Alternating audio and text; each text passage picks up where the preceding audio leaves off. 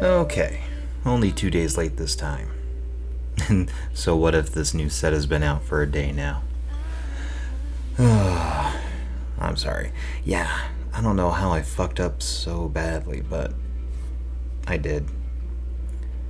Yeah, it turns out, not only were some of the mic volumes off when we recorded this originally, they actually were not plugged in. So, I don't know what the fuck happened there, because I honestly can't recall the last time I was seriously, like, rearranging cables or unplugging things, and I apologize. So, yeah, the audio in this one is not good. Like, at all. You're gonna notice that I sound okay, but I had to tweak the volume down on mine a little bit, and then I tweaked the volume up on the other guys because I guess, they were just being picked up through my mic. Yeah, I am so pissed. Yeah, one of the microphones was actually switched off. I don't know why the fuck that was. But, yeah. Anyway, I tried to get it as tolerable as possible. If I did not succeed in that regard, just turn the volume down, let it play through so we get the downloads. That's cool. To surmise. Oh, well, I probably should actually specify. This episode is our review portion of our booster draft for Magic the Gathering's new set that just released yesterday, Core 2020. We kind of discuss our feelings about this core set, which are very much positive. Yeah, all three of us liked it a lot. Yeah, it's a good set. They balanced it very well, using elements from the last few sets to come out. Yeah, it's good. So, yeah. If you play Magic the Gathering, go and pick up a few boosters. So we did a booster draft and then we played a game. And the game itself took probably 2 hours to play. It was, like I said, the set itself is very well balanced, and in turn, our booster decks, or our draft decks were all, through no design really, very well balanced themselves. So yeah, that whole game, it lasted so long pretty much because none of us could really get an upper hand right away. And even then, when one of us did, well, it all started kind of coming apart because of me. Yeah, I fucked it up, I guess. I can't recall what the cards were now, but one card, I could pay so much mana and tap it, I think, and it would deal 1 damage to any target, or at the very least, any target creature. So I did that, and then I had another card on the battlefield that, when activated, could destroy a creature that was dealt damage. And Josh had this one creature, was a 7/7 flyer, and it gave all other creatures indestructible. So it was kind of a challenge trying to get past that. But like I said, ultimately I took out that one creature, thus making it possible to take out all of his other creatures finally. That of course left me open for an attack which did. Yeah. So I did that, then it was Connor's turn, then Josh's turn. Josh killed me then on his first turn. And when he did that, it left him open for an attack from Connor. And attack Josh Connor did. But it was a super fun game. And I really want to make Magic the Gathering stuff more regular. Especially once I figure out how to get all the goddamn video shit working. Yeah, I don't know what the deal is. The app I'm using to stream video from multiple devices is not working the way it is supposed to. Because we had this problem the last time. I thought the devices were set to record the video individually, just in case I needed to go through and cut everything together for a more finished product. But I am not able to do that now.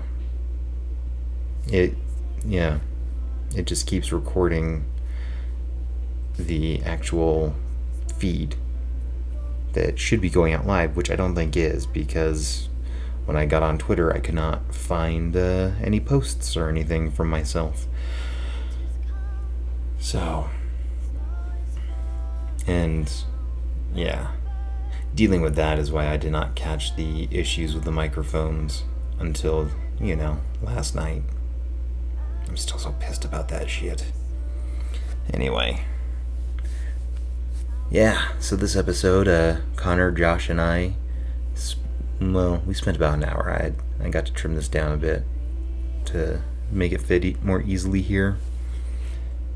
But, yeah, we discussed our feelings about the new core set, Core 2020, and just Magic in general. And if you don't play Magic the Gathering, give it a shot. It's a fun game.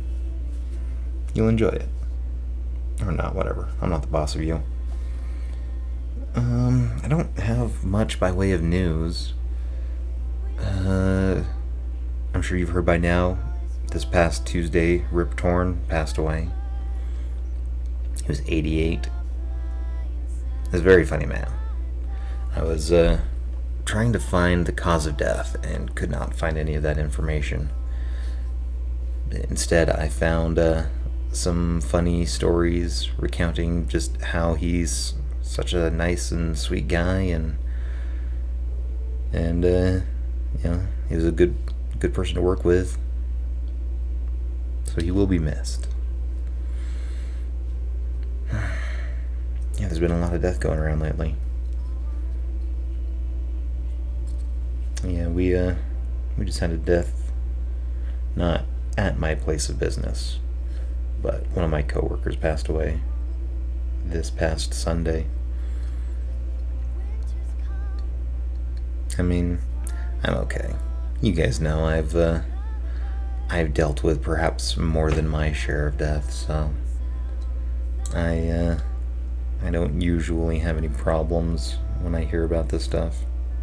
I mean, yeah, I got my regular problems, but yeah. It's one of those things that's kind of weird for me to see people who are not more used to it. I mean, it's just one of those things, like, because again, I worked through all my issues with death as a child. So seeing adults, not being able to handle it so well, it's weird to me. Like when I see, adults living at home with their parents. I mean, come on, you're 35. You should have gotten your own place long before now. And I understand my circumstances were somewhat different. I moving across 2 state lines at age 17. It's not a common tale, but yeah. It just weirds me out when I hear about adults living with their parents. It's just... But that seems to be a very common thing in Utah. I mean, I'm sure it's, not uncommon elsewhere, but it seems to be, very much a big thing around here. Anyway, I don't get it. Yeah. I mean, in most cases, when you're 14, you should be done living with your parents. Get your ass out there and get a job. But yeah, that's pretty much all I've got. And I am in my studio in my apartment right now, so I don't have any real need to bitch about these fucking Utah drivers. I did go see Mark Normand. I guess you could say last night now. And god damn, that guy is hilarious. And his opener, super funny guy too. Caleb something. I forget his last name now. Yeah, that guy was fucking hilarious. And Alex Voluto hosted tonight. And he killed too. He had this, I don't know if it's a new bit, but it's a bit I have not heard before. That just fucking busted me up hard. It was hilarious. Oh. Yeah, that's pretty much it. Yeah, feel free to spend more time on the website, comicshodradio.com. I am working to get more content on there more regularly. I know, it's pissing me off how little I've done lately. And I seriously need to start getting my shit together again. So, yeah, we recently lost out on some opportunities lately. I presume because we have not had enough content out, but anyway, that is my problem, not yours.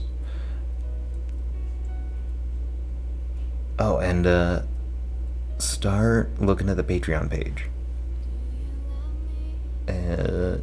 Patreon.com/comicshodradio, I believe. The link is in the notes here. Yeah, we've got some Redstone Heroes stuff. I need a name for that. Redstone Heroes good? You guys alright with that? I don't know. I'll figure out something. But I've got a few episodes in that regard. I still need to figure out what I'm going to do with it. Because we've got a couple of adventures now with Thundor. A couple solo adventures with Thundor. And I mean, that alone is about 8 hours of content. So I don't know if I want to release each of those as a single, 3.5 or 4 hour story, or cut them up into parts. So the only problem is that we didn't really play them out into parts, so cutting them up would be kind of like hard cuts. Then we'll see.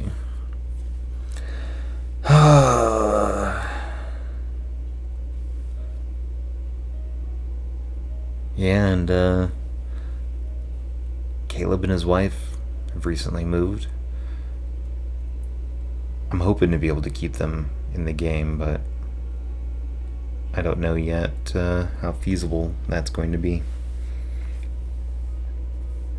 So we may have to rearrange our lineup again. But again, these are my problems, not yours. So don't worry about it. Figure it out, and then you guys will get your stories. Oh yeah, what I was saying before, comicshodradio.com. Check it out. I posted a brief apology for this bullshit. And just before that, my review for Stuber, which is now out in theaters. I believe it's released wide. So you should be able to go and see it. And you should go and see it. It's a very funny movie. And it's a good comedy that doesn't rely just on the comedy. Like it has some good drama, it has some good character development. All around, it's just a well-made film. It happens to have one or two shit jokes. But it's fantastic. Not watching that film, you're doing yourself a grave disservice. But yeah, ComedyShedRadio.com is the website. You can contact us through the Comedy Shed Radio hotline, 801-900-3154. You can text or voicemail that number. And Twitter, Facebook, all that shit. I think soon I'm going to post something about the mobile app games that I'm into. So that if you guys want to join, our teams on whatever, you are more than welcome to. Yeah, if any of you play Star Wars Galaxies. No, not Galaxies. Fuck. I miss that Star Wars Galaxies, though. Play Star Wars Commander. You may join the Imperial Squad, After Last Call Pod, I believe is the name for that. And Redstone Diaries is the Rebel Squad. And, yeah. Feel free to join up. You'll see that each of those squads has 3 members. And they are the same names. The same 3 names between those 2 squads. That's because they're all me.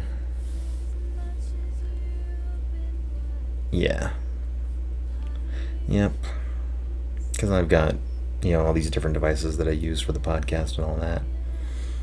So I've got various accounts for those and Pokemon Go. And then a handful of other smaller games. God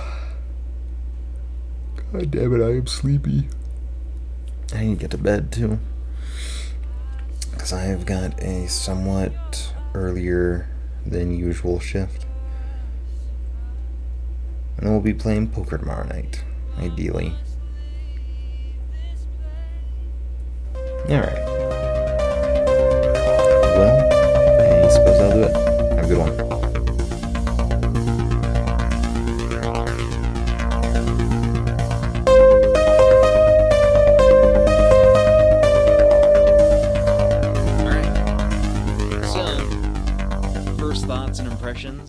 Looking through the cards that we pulled. Green White is fucking aggro as hell, and I was not expecting that. He was actually quite aggro. Admittedly, when I was starting to build the deck, I was gonna build a tokens deck, and then all of the cards that I was gonna pull just fucking vanished. So I essentially just turned into a Green White deck. It was just seriously just basic Green White is all it was. Yeah, I don't know. I mean, it's a good set. I like it. I usually like sets that tend to weigh heavier on the it supports later gameplay. It's not as quick off the bat, so I like it. Yeah, because I personally have always, I wouldn't say hate, but have not been a huge fan of the turn to kill or bullshit like that. I am. I've had that happen to me before. I've done it on Arena a few times. It was somebody who's playing a very, very aggro burn deck and drew the best turn 1 hand. So it was I had a deck Cavalcade for Calamity, which is you deal 1 damage to target player. Whenever you tap with a 1/1, it deals 1 damage to target player. Well, I just had nothing but 1/1s in the deck, and on the 3rd turn, I chanced for Glory. So I had played one. My first turn, I played a 1/2, deals 1 damage when it attacks, and then it doubles because it's 1/1. So on the 2nd turn, I swung for 2 with Cavalcade Calamity, 3. And then I can't remember how exactly it went, but I had 2-3 creatures, and then I chanced for Glory, and maybe it was the 4th turn, and I chanced for Glory, which means you get 2 attack phases. Oh, so shit! It was it was like, bam, it was like 5 damage, then 5 damage on top of that, and then chance score, and it was 5 damage on top of that. Holy shit. And it was, the game was over, and the guy was probably like, what the fuck just happened? Because it was like nothing was on the field. It had like 3 1/1s and an enchantment, and it was like the 4th turn, it looked like I was doing nothing, and then the game was over. Funny enough, similar situation, I was playing green. Uh-huh. By turn 6, I had about 15 power on the board. And one of those 15 power was it was a Brontodon. I do not remember what it was specifically, but I believe it was it was between 5/5 and 7/7. Trample, and it gains +1/+1 when it attacks for every forest you control. Yeah. I was at, because I had some ramp, I was at like 6 or 7 forests. Had a Blanchwood armor in hand, dropped it on it, and swung for like 26 in one turn. That's fun. By turn 6, 26 power with trample, and it just bam, bam, bam, bam, bam, dead. Damn. Yeah, green, if you can get enough ramp, you can just drop bombs on people's heads. And it's very hard to come back from. See, I have a friend, and all of her decks, she would build them the same way, regardless of theme or color, anything. They were all white weenie decks. You know, one of them happened to be black, one of them happened to be like green-red, but it's the same thing. They were white weenie decks. Yeah, just small, cheap creatures, and You just put a shit ton of them on the board and just start swinging. yeah, but I showed her this once. There is a 2-card combo that completely neutralized all of her decks. Had she been playing all of her decks against any one of my decks with this one 2-card combo, all of her shit would be shut down. That's the problem with low-cost stuff, is it's so easily thwarted, especially with black, because black's like, negative all your creatures. Yeah. My homie back in the Onslaught deck, elves were very prevalent. Oh, yeah. They were very strong in Onslaught. But there was Decree of Pain, which was a black card. It cost 6. All creatures get negative. I think it's like negative, or no, destroy all creatures. You draw a card for each creature destroyed this way, and you could also cycle it for 4. All creatures get -2, -2. So if he could never win against my black deck, because he'd be like, oh, I just turned on my forests and elves. I'm gonna cycle this card right now. Because all the elves are like 1/1 or 2/2. And it wiped his whole board, even his lands, because they're creatures now. So I've never been So on they can that be side, swinging? because it's so it's fun. Like tokens, I love tokens. I have a Silencia deck on Arena. I love it. There's tons of tokens, but I never play it because it's so easy to lose. Because you build up one card. Because you build up a huge board of tokens, somebody drops one thing that One deals card a lot like of damage. Massacre Girl in the new set is way OP for black facing token decks, because it gains power as it kills creature. I don't know if you're familiar with it, but when it comes into play, all creatures get -1, -1. If a creature is to die this way, it does it again. Oh shit. And again. And So again. that'll- It is, so if you have a 1/1, a 2/2, a 3/3, a 4/4, a 5/5, a 6/6, 7/7, it'll kill all of them. It basically just scales up Yeah. and just fucking wipes. Huh. What is that again? Massacre Girl? Yeah, and it's a sweet art too. What set is that in? That's in War of the Spark. So you probably got one in your box. Oh yeah. And I was like, I might have one in the fat pack. I need to look into that. Fat packs, I like fat packs. What I've noticed, which is kind of interesting, is I feel like fat packs are more generous Oh yeah. towards giving you cards that are actually playable in the meta. Because you can buy a whole box, and like honestly, between the mythic rares and the rares that you get, you know, maybe half of it you can play in the meta. But every time you get I feel like I've gotten a bot or a Fat pack. fat pack, I feel like half the cards I get from the fat pack I could put in a very competitive deck. And Well, so I've always gotten some fantastic pulls in fat packs. Excuse me. Like 2 or 3 mythics, and then like you just get Some hooked decent up, rares, you yeah. know? And the funny thing is it's really not that any more expensive than No. you just buy a lesser amount. So I just looked up Massacre Girl because I was curious. So 3, 2 black Okay. for a 4/4 human assassin with menace. When Massacre Menace. Girl enters the battlefield, each other creature gets -1/-1 until end of turn. Whenever a creature dies this turn, each creature other than Massacre Girl gets -1/-1 until end of turn. Basically, that is a cascading effect, and will just keep increasing until no And creatures die. it's on the 5th turn, which is like right when you want Yeah, to play. so it's like if you have good mana curve, you can just wipe somebody's board. Look at that again. Did you notice what it said there? Whenever a creature dies this turn. Each creature other than Massacre Girl gets -1/-1 until the end of turn. Yeah, but it.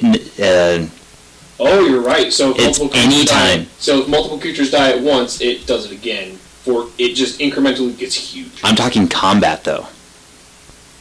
Oh, you're right. Anytime a creature dies this turn, It's such a good card. so you could sack a 1/1 piece of shit. It's not a main card. You wouldn't probably if you ran one, maybe you could throw it in a deck just because it's like here. But Because it's essentially that it's a is pseudo board wipe that you end with a 4/4. That is an excellent sideboard for any black deck. Especially if you're facing anything with huge amounts of tokens. Yeah. Or just small Put 3 of creatures. those in your sideboard. My ass would put Those that decks. in any deck, regardless of color. It's a cool card. It's one of my favorite cards from War of the Spark. It's pretty broken. Like that's some pretty messed up shit. What was the casting cost on that again? 3 and 2 black. which isn't that bad. So If it was five, like- No. 5 total. You just have to have 2. If it was like 3 black, then you Yeah, but like that 2 black is still a little hefty if you're doing a mixed color deck. But if you're doing mono black, that's easy beat. If you have any green though, getting 2 black mana Yeah. by any means, that's not difficult. It's a lot harder now because there's a lot less fetching for lands in the newer sets. And there's actually a decent amount of land destruction. I've noticed that Yeah, has there's been like creeping back. A into weird the amount of main- land destruction and a surprising lack of fetch. Like the only fetch one of the few fetches I found is actually one that you have. It's the elf that lets you sack a land and then find a different land. But you have to sack a land to do it, which sucks.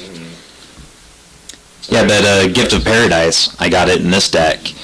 You know, you enchant a land and it gives you 2 mana of any color. But So at the same time, you can also there's a lot of enchantment destruction in here. Like there's a white card. It's 1 and a white Tons of for enchantment destruction. it's disenchant, but 1 and a white for destroy target enchantment. There's also a bunch of green spells. Like I have a couple of green spells in this deck that are just destroy target artifact or enchantment, or when this comes into the battlefield, destroy target Well, artifact that's or why enchantment. I always think it's funny when people are like, enchantments are so OP. It's like, what color doesn't have a destroy enchantment card? I mean, Red. you know, you Actually, got, no. no, I was gonna say red. No, blue has some disenchant. Blue doesn't have a lot of enchantment removal. It has bounce. It has and then bounce. It has bounce and counter, which are like the 2 things that you can do to affect What, it. black is probably the only thing that can't really do anything against it, but most Yeah, black is no. running with white, so you got disenchantments, you got, all that. Yeah, destroy I enchantments. don't know if blue has any direct enchantment destruction. No. But it I'm has certain ways- I've it seen. I has just can't ways think of around names. In the current set, I don't know if anything in red has enchantment destruction. I know it has a lot of artifact and land destruction.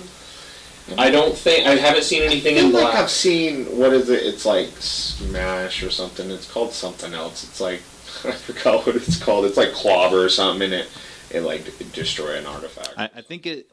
I want to say squash. That might be the red one where it's destroy target artifact or enchantment, I don't know and then if it's green red, has though. demolish. It's usually just with red. It's usually just artifact destruction. There's not a lot of enchantment. It's like there is some, but it's usually not one or the. It's not one or the other. It's That's the one or the other. more Not like a green thing. yeah. Green is usually artifact or enchantment, and then red. It's one spell does one spell does the other. So you have to like run both spells. Where green, you could run one spell for dual purpose. Right. Because green has a lot of Even like creatures do weird. that. A lot of creature reclamation sage. A lot of Yeah. green. There's creatures, a dinosaur that I saw in this. Yeah, Yeah, it was a red. It was a red dinosaur, I think. I may have picked it up then. All right. Yeah, I would like to think that I would look into this stuff after you guys leave, but I will probably forget about it. And then I don't know. Oh, overcome OP is shit. Just, Yeah. Yeah. Oh, yeah. 2/2 and trample on everything. If Well- I had a bigger board state at the time, that would have been devastating. Well, that's going to be the next thing I was going to suggest for discussion. Most valuable card of anyone, like in this whole game. What would we say was the best card played? Daybreak Chaplain. Yeah. Fucker did work. With all those- Fuck that. A 1/3 human cleric with lifelink for 1 and a white. And then I just enchanted the absolute shit out of it. I'm not sure. I mean, I would probably just say this because I was in real firm control when I played Safara Skyblade. Yes, if I was in control. Like there was no. I was attacking with all my creatures. I had no cares about it, and you guys couldn't get rid of my creatures. Oh, I found so it's Thrashing Brontodon. This is the creature that destroys artifacts or enchantments. Okay. It's 1 and 2 green for a 3/4 dinosaur, and it has an ability: pay 1 generic mana, sacrifice Thrashing Brontodon, and destroy target artifact or enchantment. Oh, so it makes you pay 1. Yeah, it still makes you pay for it, but you can destroy things. Yeah, I know in this set there is Plummet, which is green, destroy target flying creature. I didn't pull any out of all of those, and they're a common card, so I'm assuming other people have them. Maybe somebody don't think that I had a picked bunch it. of flyers was. But you know what's taking nice them. about Corpse Knight is that I was just reading it, and because in previous sets they've been really like anti-token. Like if it's a token, we don't care. But this guy doesn't care. It's just if it is a creature. token. So if you were to drop a March of the Multitudes, I mean, Yeah. that could be quite devastating. Yeah, and the fact that we were able to take it out early helped, because if you had that thing online through the whole game, we would have been in a much worse. Yeah, In all seriousness, your ability to ping things and then blow them up, that was definitely. pretty cool. That was a cool combo. It was legitimately Yeah. the only thing that helped me, like that made me win the game. I just wish the fuck I had managed to like work that out just one turn earlier. I might have been able to save myself. If you hadn't done that, I don't know if I would have won. I highly doubt I would have, because that 7/7 flyer with Oh, yeah. lifelink was fucking pounding like my life total. Oh, I know. It you know, the lifelink was just like bam, bam, bam, and I wasn't scared to attack because it's like, well, what are you gonna do? 7 damage? Which is exactly why I continuously attacked with the freaking 1/3 lifelinker, is because lifelink is amazing. It is. The biggest problem with that, though, is that it protected all of his other creatures. Because I couldn't destroy shit until I got rid of that one. And again, to get rid of that one, I needed to be able to... Well, and it made my 2/2 perform both those flyers just actions. It just made them like really bitching. Do you mind if I see the cards? I'm actually not sure what you pulled. Where is your sideboard on the bottom? I believe so. I was kind of upset that I didn't see that hammer. Because, I mean, I think it's Colossal Hammer, and it's just a funny card. Yeah. Have you seen it? I It don't costs think so. To cast. 1 cast. It costs 8 to equip. Target creature gets 10 plus 10. It gets 10/10 and loses flying. Yeah. It's just a picture of this guy with this huge hammer. Yeah, it's gigantic. In drafts, you might come to a point where you're ready to equip the Colossal Hammer if it hadn't been destroyed with all the artifact removal, but... Yeah, there's a lot of artifact removal. Well, I mean, fuck, a creature getting +10/+10? Fuck flying. It's like, So- nothing on the ground is Well, going to and be if able you to stand have up against Menace or that. Trample, you're loving it. The Oh, only yeah. other creature in your, like, the only other card in your deck that could have dealt with that angel is the Voracious Hydra. Because if you could have gotten enough +1/+1 counters on it to deal 7 damage, you could have had it Yeah, it could have fight it, the yeah. angel and then kill the angel. I mean, you would have lost your Hydra, but you would have succeeded. Oh, that would have been worth it. Yeah, That's basically, that's an easy decision. The only problem is it would have been 9 mana to kill a 7/7 flyer. Well, That's the bad trade-off. Now, if weirdly enough, the fact that we did not pull any plummets, I It seriously is pretty weird. There's not one we plummet. cracked 12 packs and did not pull a single plummet. I cracked 36 yesterday and pulled like 10. Yeah, right. It's like, Fuck, how that does is it weird. even happen? I hate when that All happens. 12 packs we pulled, no plummets. Because if one plummet had dropped on the field, that thing would have been toast. Because it's like 3 mana, destroy target flying creature. Or destroy target creature with flying. Like 2. Is it 2? Oh yeah, because there's another one that's it's 1 to deal 2 damage Yeah. to target flyer. Crushing Canopy, where it also gives you the option to destroy target or Target artifact or enchantment. Yeah. Or, yeah. I think it's just artifact. It's artifact or flyer. So what I'm thinking is, everyone who says that like my half-assed jokes about the universe being against me fucking holds up. Obviously. I feel like all of us kind of got screwed on that one because literally no plummets. Like that is weird. Like that is basically gives nobody any way to deal with So flyers. why I didn't attack Connor was because if I would have attacked him, he would have survived, and then you both could have attacked me and killed me. So I didn't want that. Yeah, so 'cause I you would have took died you out, but by taking you out, You left it yourself was wide open. way too open, and it sucked. But I would rather at least take out one person than maybe being the person that gets taken out first. In all seriousness, what you could have done, and it probably would have let you survive a little bit longer, is if you had blocked and basically we would have traded, and I wouldn't have been able to rebuild my board as quickly. So I feel like there are probably ways you could have survived if you had been a little bit more bold with the blocking and like traded a little bit more. See, I think if you had just like held off on taking me out and just like tried whittling me down a little bit more, just a little bit more gradually, you probably could have bought yourself a couple more turns and then not only have taken me out, but at least hobbled him enough that he would have been less aggressive. And it was just like he has like 7 creatures on the field. It's like, what the Yeah, basically, I think I had 3 or 4 creatures, and then he wiped your only like big defense from me just swinging at you full bore, yeah. and then I played 2 more things and just started Yeah. swinging like. I didn't. And that's the thing again, because that one creature made all your other creatures indestructible. That's the only reason that, like, that's why I was saying, I need to kill that creature. So I just noticed. I just remembered I have something in my sideboard that would have helped, but I wasn't running any black mana to do it. It's Bone Splinters. As an additional cost to cast a spell, Yeah. sacrifice a creature. It's 1 black mana to cast, and it destroys a creature. Which that would really go really well in my Aristocrats deck yeah. with in like a sideboard, because I would just be able to use that sack concept. Because essentially, you can sack a creature and then blow up one of your other creatures. You're getting 2 for 1, and you get 2 Aristocrat triggers, which deal more damage. Because basically, for those that don't know, an Aristocrats deck is one that you want to sack all of your creatures and basically all of your stuff. You just want it gone, so that way you can deal damage to other people by doing so.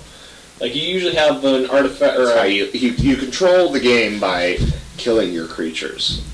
and pinging other creatures or pinging people, and just like slowly whittling people down. So basically, you just kind of act like Congress with the U.S. military. It's why it's called Aristocrats. It's deck. legitimately fucking. It essentially becomes death by 1,000 cuts. Yeah.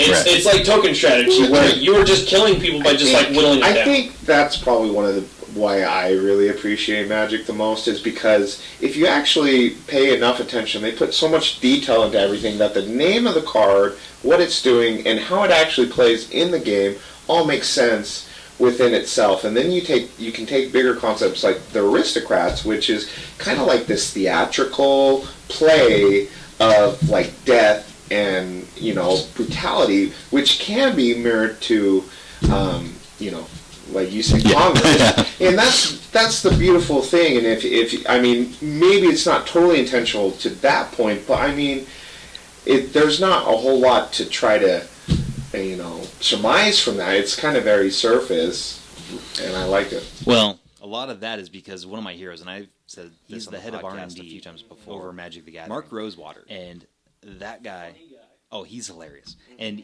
yeah, a fantastic podcast, one of my favorites, the Drive to Work podcast, where he actually will choose a topic, and then while he's driving to work to make magic cards, he will. I read a couple of his articles, and it's nice because he gives you a real inside view as to why they did get rid of mana burn. You know, why they did do these things, and he answers people's questions about it, which is pretty sweet. Oh, Because people want to know. And another thing that they've actually done recently, as of this new set, mulliganing is different. Because how mulligan used to be is you shuffle your 7, like you draw 7, if you don't like it, you shuffle it back into your library and then draw 6. Now, you still draw up to 7, and then you just take one card and put it on the bottom of your library. For And you- every time you mulligan. for every time you mulligan. So you basically get to choose, like you pull 7 cards and you just choose one that goes in the bottom of your library. Which is pretty sweet. I actually ran into, and a lot of people were like, I don't know, but I think it's pretty sweet. It does make some, like the decks you're talking about, where they need like 3 specific cards and they're going to kill you on the first turn. Well, they can kind of just keep mulliganing until they get that perfect combo and hold on to the cards, in a sense. Because they can only mulligan so far until Yeah. they only have 3 cards in hand. And as long as they have those 3 cards, and like if they can take you out on turn 2, that's one thing, but So that's the one thing a lot of people don't like about it, but I think it gives, I don't know, I feel like it helps. Like I was playing a game and, you know, I just got mana screwed. And I think that's what it's maybe trying to attempt to fix. It's just getting mana flooded or mana screwed in a way and being like, okay, well, I'll keep my 2 lands and then I'll keep these 3 creatures that can be played with this 2 lands and get rid of my 2 other creatures that are 5 and 7, and you're still in the game instead of mulliganing again and going down another and putting yourself in a position where you probably won't win the game. That makes sense, because it would churn the deck far more and more quickly. So, yeah, I didn't think about that. and you can actually technically mulligan down to 0 cards in hand. That If you would be really want funny. to, Yeah. it is a technical possibility with Yeah. the new mulligan. That would be cards. wild. And win. You're just like, yeah, okay, Yeah. go. right. You literally are just in top deck mode, and All you right. just keep playing from the top of your deck. So, I don't think we actually came to a conclusion, did we? Like, the most valuable card in this Honestly, game. I don't really think there was one card that was like overvalued of the others, because each player's board had one card that kind of won them, like had some kind of weird victory for them in a manner of speaking. Mine was definitely the weird ability that I was just. I think I'm not gonna lie, I would say just luck and card draw. You know, and maybe, I don't know if we were just lucky or it was just 3 of us, maybe, but, you know, sometimes when you draft in certain sets, and if you don't got you don't stick to, like, the basics or the real clear picture, your deck does absolutely nothing.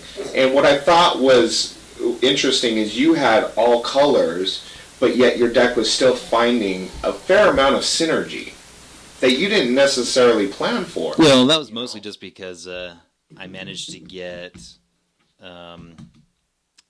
what was that? The Paradise, that enchantment. Gift of Paradise, that's Really, it. Yeah. Without that, it would have felt. But at the same time, it worked out really well, and you stayed in it, because I've done a lot of drafts where you think the deck's going to do something, and it does nothing. Absolutely nothing. So for this core That's most set, of my decks that I build outside of this drafts. core set, I think they've also gotten a lot tighter of not just making 2 Plane of Jane cards because they just wanted to add more importance to other cards. Right. Where it seems now where it's like, well, it's a 2/2, so let's, give it vigilance. Let's have them draw a card. Let's let them gain 4 life instead of just playing a plain 2/2. Even though there's still those in there, I just feel like they've found a good rhythm in finding synergy. Also, value. Like, cards and what they're able to do for the mana cost nowadays is ridiculous. Like, in all seriousness, a 1/1 Death Touch for 1 is kind of absurd when that could potentially threaten a 7/7. Yeah, but I mean, It's like there are ways to get around a 1/1 with Death Touch, but at the same time, if they don't happen to draw those answers, which if you hadn't, Well, that would have And completely if you go changed back to the game. Onslaught block, that creature would have cost like 4.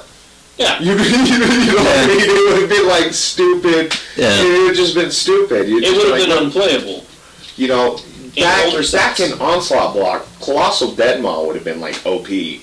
Oh yeah. You know, which is just like a 6/6 for 5 or whatever it is. But in Onslaught that would have been like, oh my god.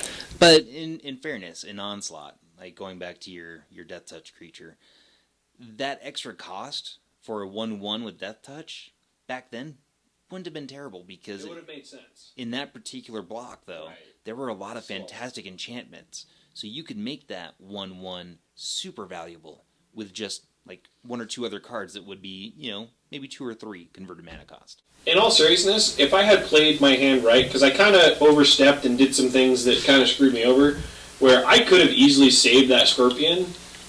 Or maybe even held on to overcome in the later game when you got that ape on the field. Because honestly, what scared me the most wasn't the spider, it wasn't your flying thing. I kept looking at that ape because it was such a solid creature. It was 5/4 with trample. It was just a solid creature, and once you got that on the field, that's when I knew I was kind of effed in the egg, because I just got all these 2/2 flyers. So it wasn't working. But at that point, your 2/2 flyers were still indestructible. Right. The only problem I was having is I had a flyer. I had 1 answer to flyers until I drew the spider. Then I had 2 answers to flyers. Mm-hmm. So it's like, part of the problem is not every deck has answers to every question. Like, having answers to flyers in any deck is nice because flyers are definitely an easy win condition for certain people. Yeah.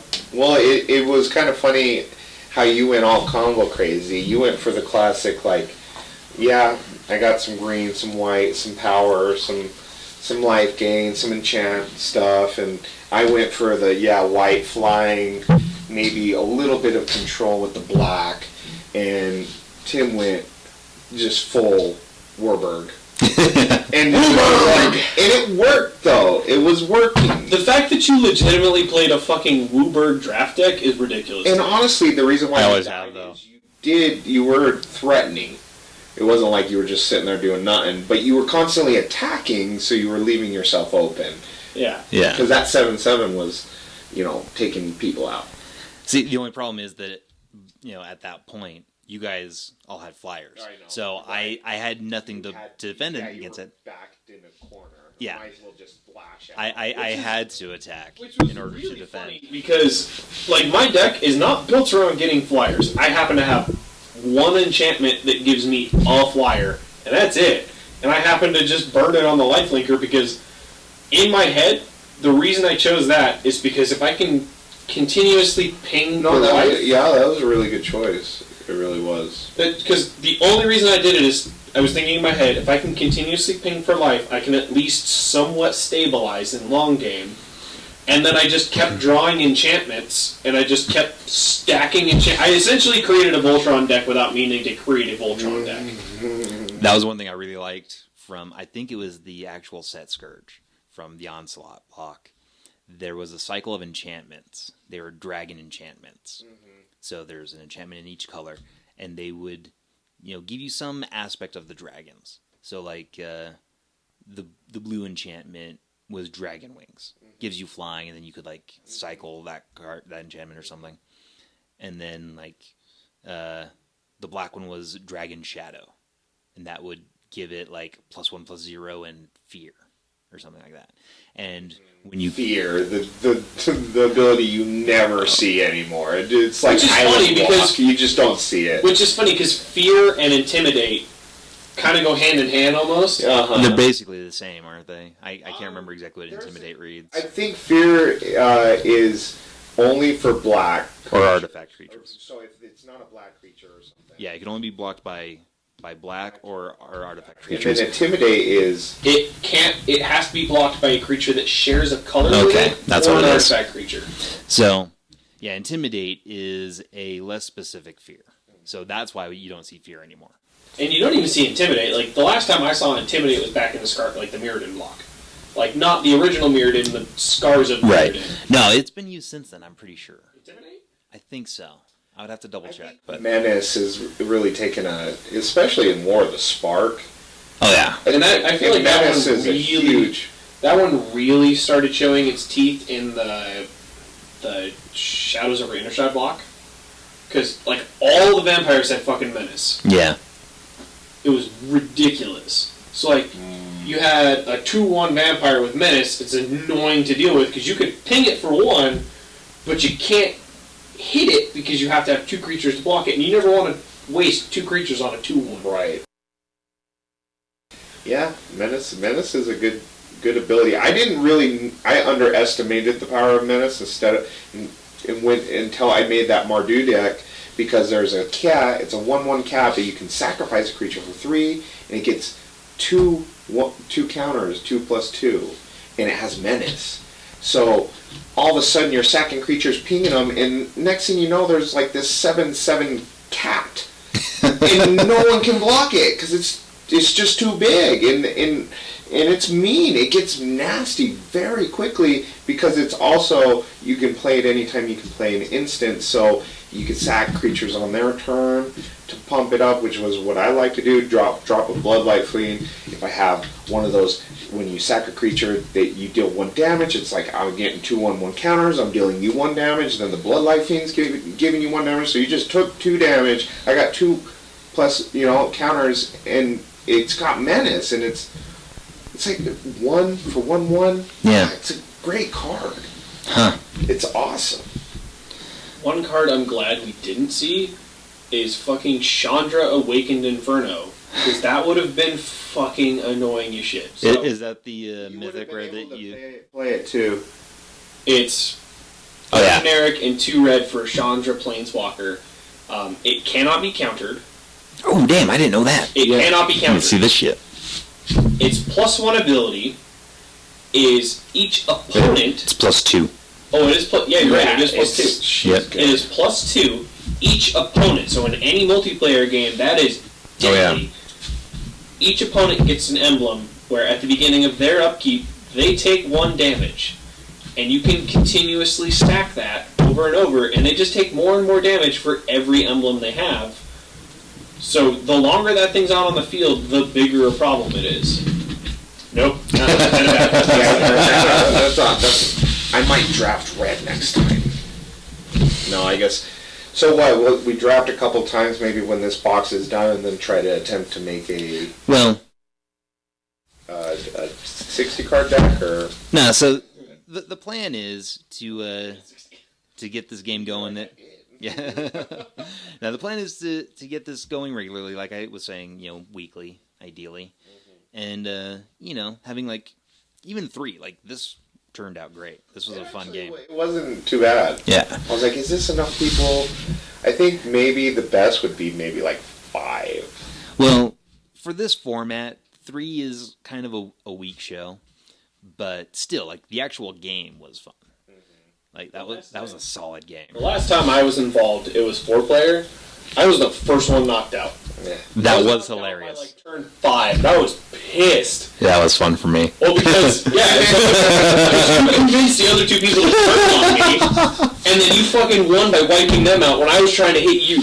No. So first, I want to say it was Braden who took you out, or no, I think he hobbled you, and He then hobbled me, and then the lady... and then his wife finished Fucking you off. wiped Yeah, me. but then it went directly to my turn, and I think I took out Braden first, and then Didn't she end up winning somehow?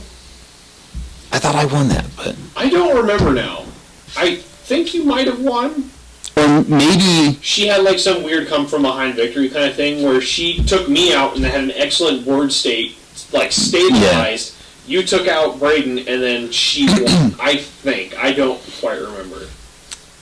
yeah. I need to go through my stuff and I had a very dirtily deck back then too. It wasn't even super like. I didn't even have anything really going on, and I think that's why it was a target. I think I had like a creature with haste on the field, and I just swung at him first turn. It was like a 1/1 with haste.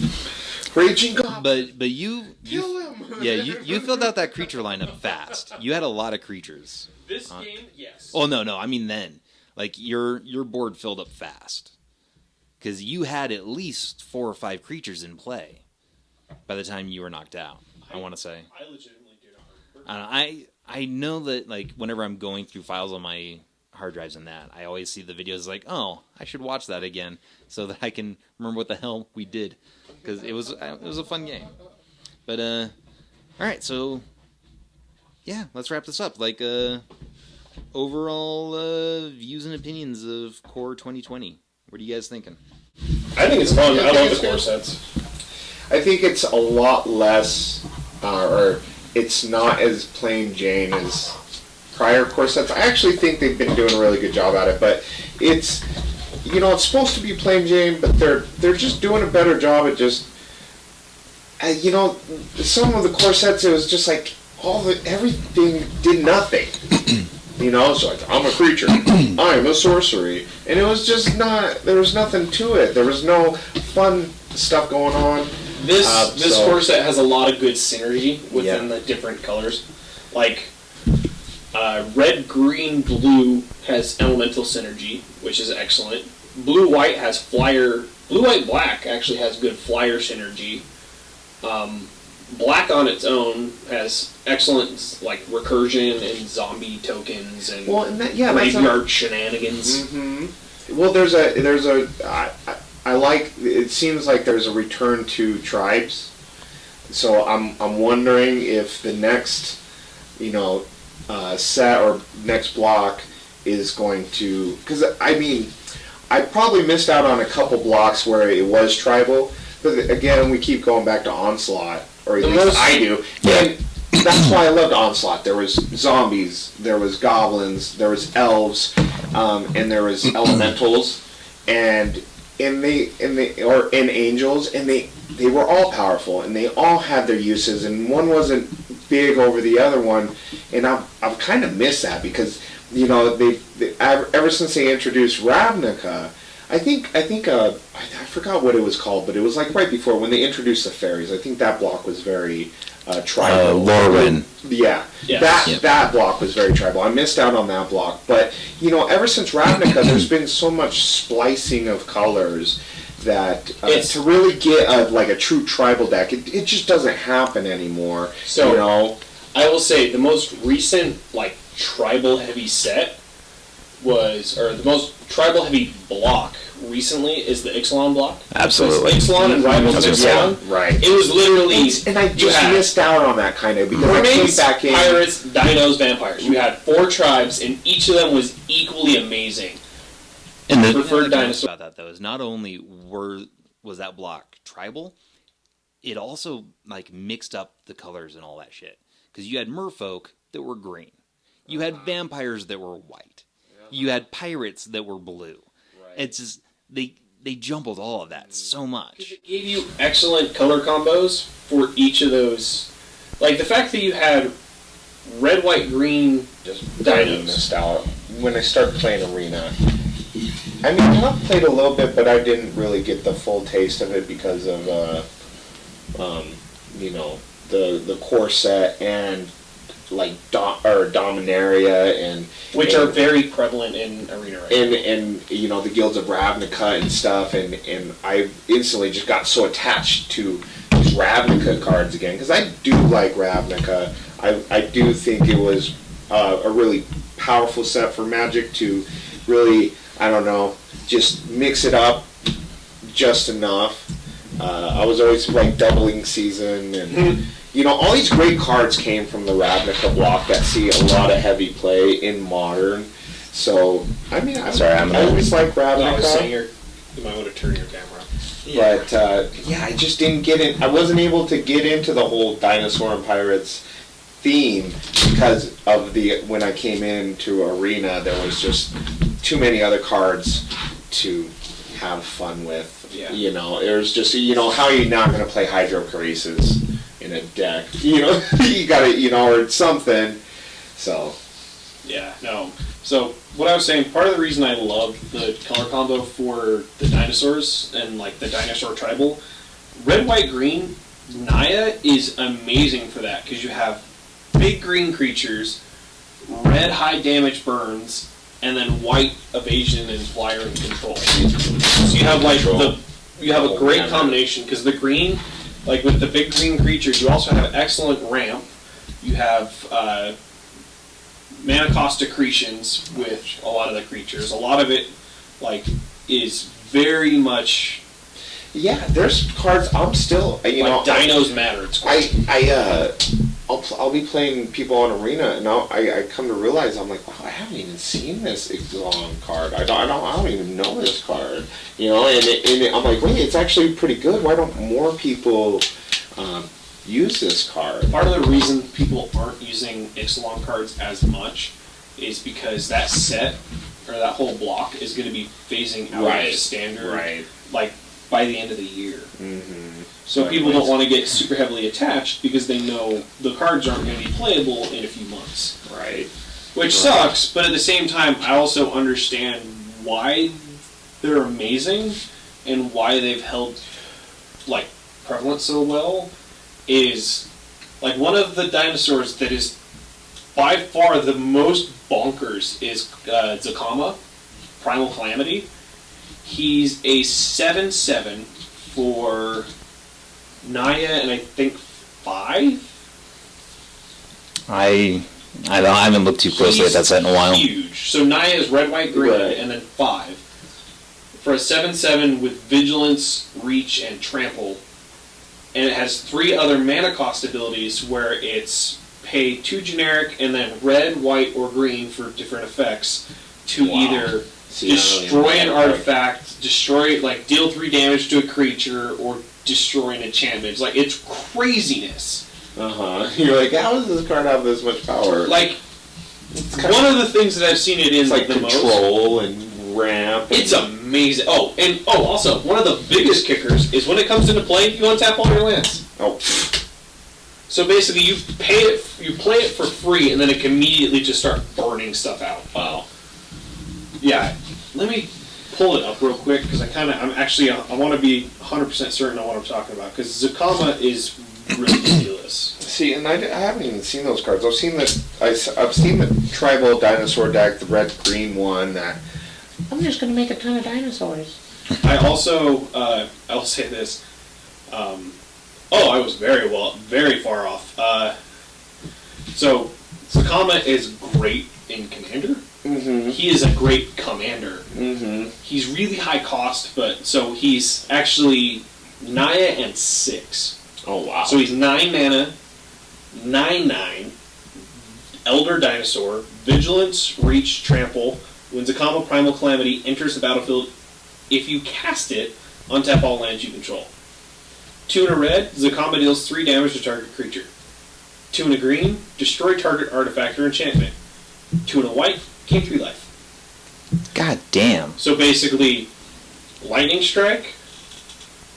Yeah, you Naturalize. can play those, right? You can play those abilities Well, as a nice. commander, right? It's in. You can Once it's in play, you can just use any of them. Well, can't you use it as he's a commander too? No, while he's in the command zone, none of these are usable. Okay. It has to be while he's in But play. if it's a global effect, it works, right? Because I know it might have So changed, but it's- the last time I was playing Commander, there was like global Eminence. So it's an effects. eminence ability with certain legendary creatures have. They're specific, like they were specifically made for commander. Like there was a white-green cat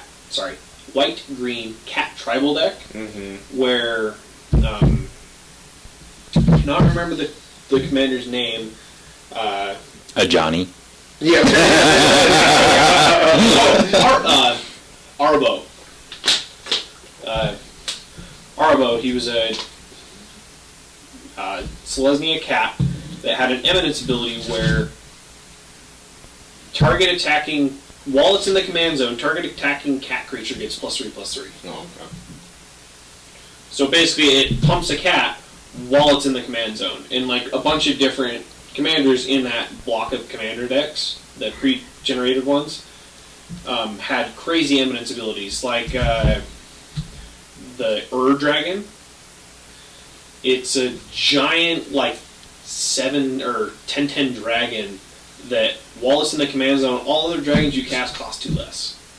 Nice. And it has crazy dragon abilities. So, like, once it's in play, if you play a dragon, search for another dragon in your library, put it in play. That was another great thing. Like the dragons in Onslaught, my friend had a red dragon deck that, and nobody was really playing dragons in the meta, but he had a red dragon deck that was insane. He would do that. It was like seismic something. Anyway, it's like you get 5 red mana. It costs like 3, but you can, like, if you have a couple in your hand, next thing you know, you have like 9 or 10 mana. Yeah, exactly.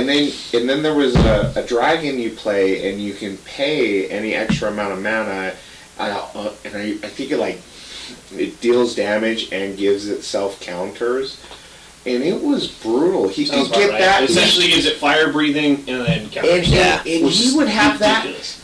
that on the 3rd turn. It Because was if you, really good. By turn 3, you have 3 red mana up. Yeah, If you and it burn was just 3, so it's basically 3 to 5, 5 to 8, 8 to 10. There was even like that cool dragon card that like rearranged your deck. It was like each time it attacks, you have to I can't even remember what it does, but what it did is it gave the dragon deck an ability to draw cards, because it's like you take your hand, you shuffle it in, and then you draw that many cards again.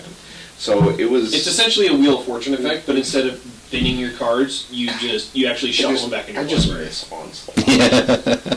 That was some a of these- fantastic block. Some of those older sets had some crazy abilities. Well, like what was the Wirewood Channeler with the it's great green white Cynic combo. It's Wirewood Channeler, and then there's Penman's Aura, and basically you can untap target creature for 1 blue mana. But if you have 2 elves on the field, you can tap Wirewood Channeler for 2 blue mana, and then untap them.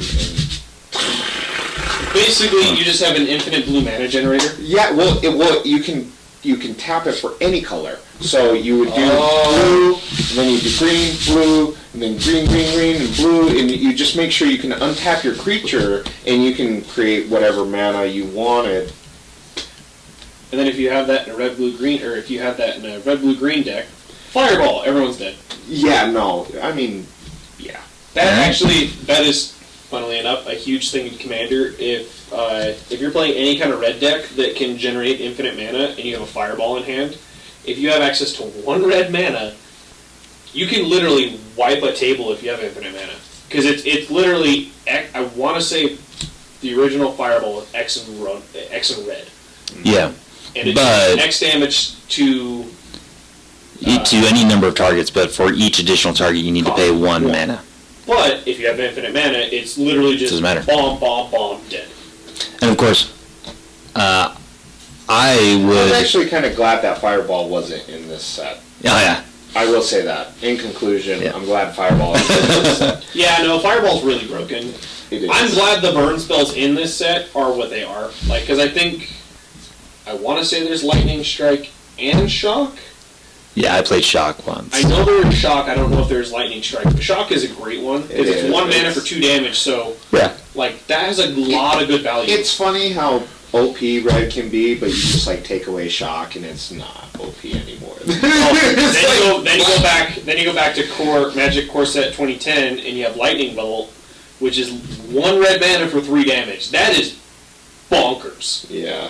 And isn't that the one where you can deal that damage to multiple targets? No, Okay. it's just 3 total. It's Got it. 3 total to 1 target. All right. All right. So all in all, we like Core 2020. Yeah. Yes. Yeah, I I have not had a bad experience with the core set yet. well, I 19 was meh, but it was still good. well, I've always said this: the core sets are great sets to start off. Like they're good beginner sets. But they used to be too boring. Yeah. They used to be too boring. They were Yeah. just like, we're developing a new block, so here. Here's a couple of new cards and a bunch of reprints. Really old cards that are useless and no one plays with. But here you go. Except for Land War Elves from Core. Yeah, that 3 Atlantic Elves. Is it in this, or was that in War of the Spark?